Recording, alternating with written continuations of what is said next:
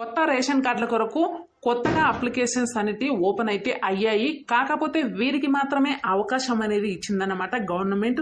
So remaining కేటగిరీలకు కూడా అవకాశం అనేది వచ్చింది.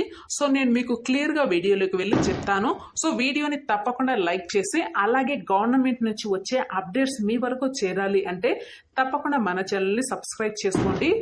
సో నేను చెప్పేది ముందుగా ఏంటంటే కొత్త రేషన్ కార్డులకు సంబంధించి ఈ 2 కేటగిరీలకు సంబంధించిన వారికి మాత్రమే గవర్నమెంట్ ఆర్డర్స్ అనేది ఇచ్చింది. సో వాళ్ళకి మాత్రమే అప్లై చేసుకున్నట్లయితే వారికి మాత్రమే ఒక 1 వీక్ లో రేషన్ కార్డు అనేది శాంక్షన్ అయితే అవుతుంది.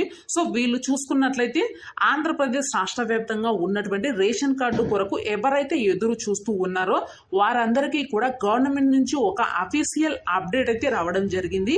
అది ఏంటంటే ముఖ్యంగా రేషన్ కార్డు కొరకు ఎవరైతే ఎదురు చూస్తూ ఉన్నారో ప్రభుత్వం 2 కేటగిరీలకు మాత్రమే అవకాశం అనేది ఇచ్చింది.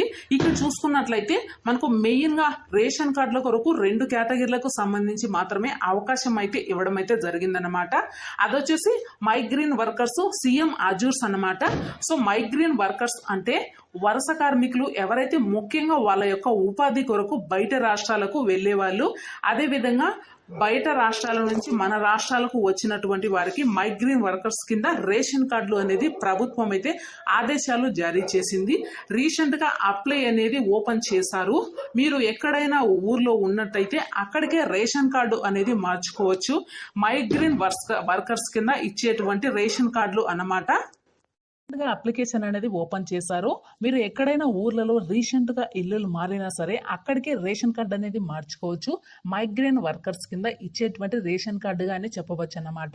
సో కాబట్టి రేషన్ కార్డుకు మీరు అప్లై చేసుకోవాలి అనుకుంటే కనుక తప్పనిసరిగా మీ పాత రేషన్ కార్డు మీరు సచివాలయం పరిధిలో ఇచ్చినట్లయితే అక్కడి నుంచి మార్చేస్తారు. వీటికి మైగ్రేన్ వర్కర్స్ కింద ఇచ్చేటువంటి రేషన్ కార్డుగా చెప్పవచ్చు.